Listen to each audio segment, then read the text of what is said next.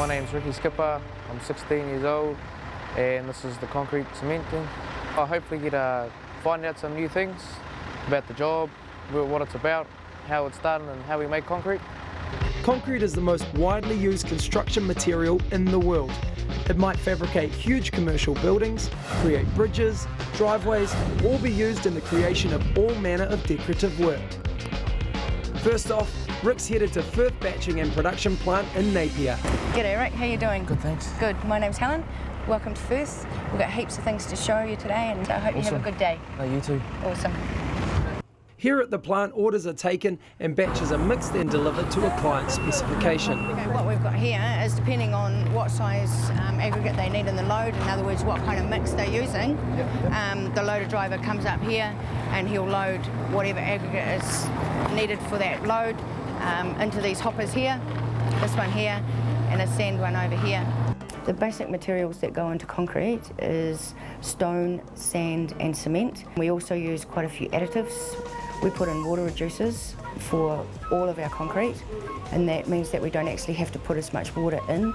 The less water we put into concrete, the stronger it will be.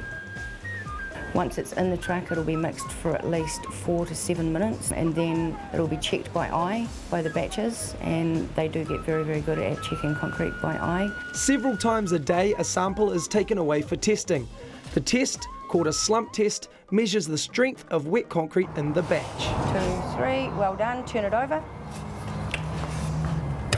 Put your rod on the top.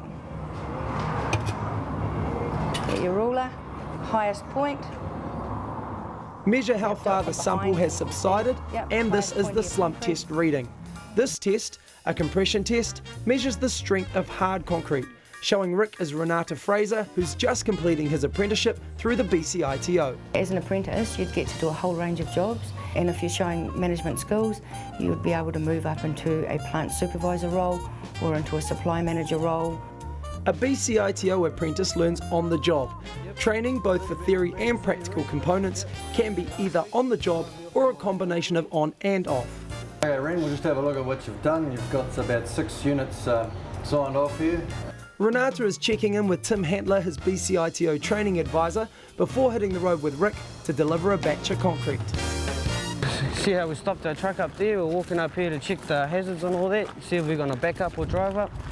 Safety is hugely important to Firth. They normally walk in, have a look at the site access, any hazards. It's their call on whether they put their truck where the builder wants them. Builders aren't truck drivers, so it has to be the driver's call. When you're discharging, push this one, and when it just rolls over that thin meat, you just slow it right down, and it'll get you to pull the next barrel up, buddy. The opportunities are endless. The industry has a great culture. It tends to look after their staff, and you very rarely do the same job twice. Before any delivery or pour of concrete, some sort of container is built to shape the mix. This pour will form the heavy-duty base of a new tank here at a Hastings winery. Rick's new mentor here, Angus, owns Angus McMillan Concrete and is quick to get Rick on the job. Ricky, you've got a concrete vibrator here. This is to compact the concrete. It's going to bring all the air bubbles out of the concrete, which makes it more dense and compact and stronger in effect, all right? So this is how structural concrete should be, all right? Particularly around the edges where you'll see, of course. Yeah. Building an enclosure for concrete, known as boxing, is an important part of the job. This build will be steps to a brand new home. Putting a peg in is not just as simple as it looks. You've got to make sure, for a start, you point the peg the right way, because you want it to be on line so that you're boxing straight.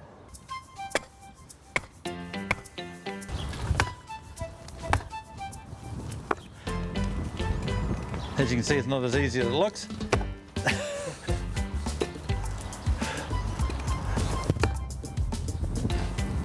Not too bad. Concrete's not the sort of thing you learn in 5 minutes. Everything comes with practice and time.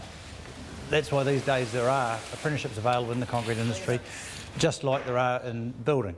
And we've seen for quite a few years the need to have a recognised qualification. There's a mag float, actually called a magnesium float.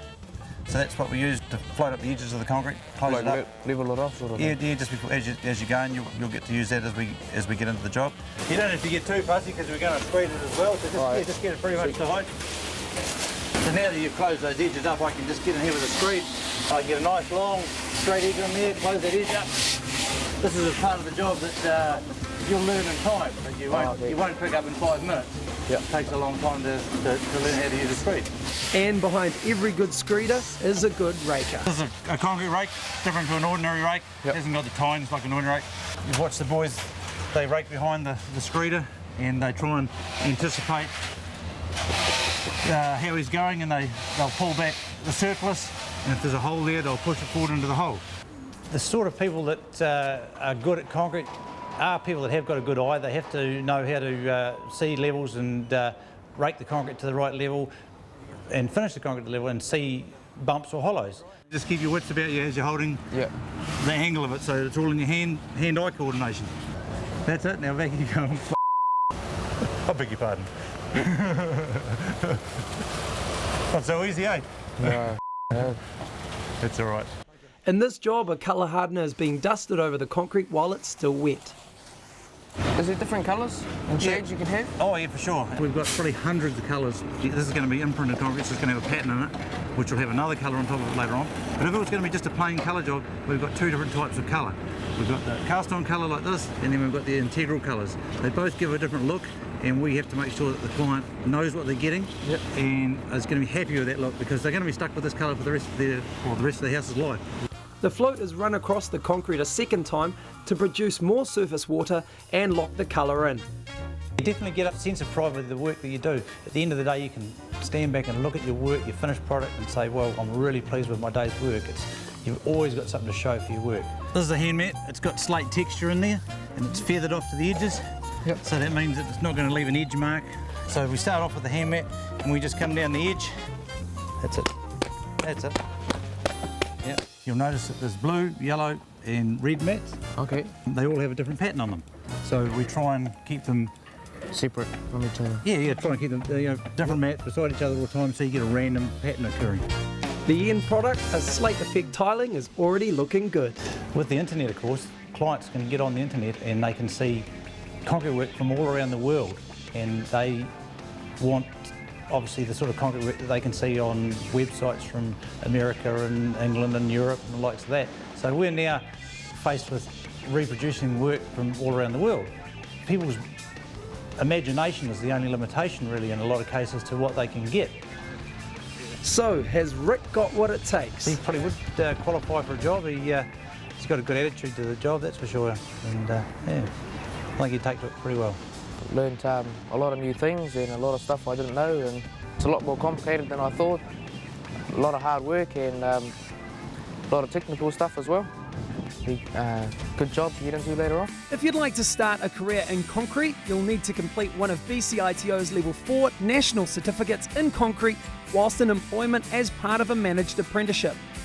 You will work under an experienced concrete specialist who will provide you with on-the-job coaching and support throughout your apprenticeship.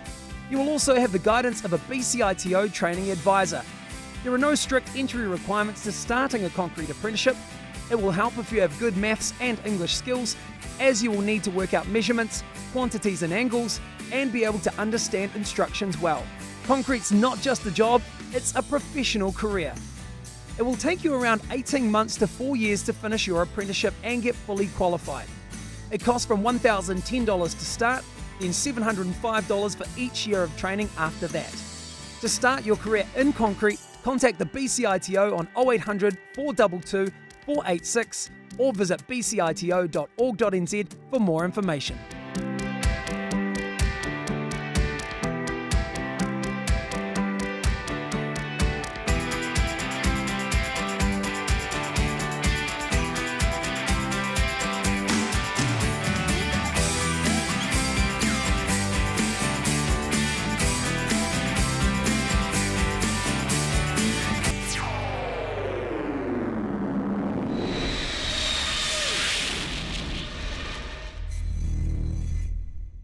Supporting local content so you can see more of New Zealand on air.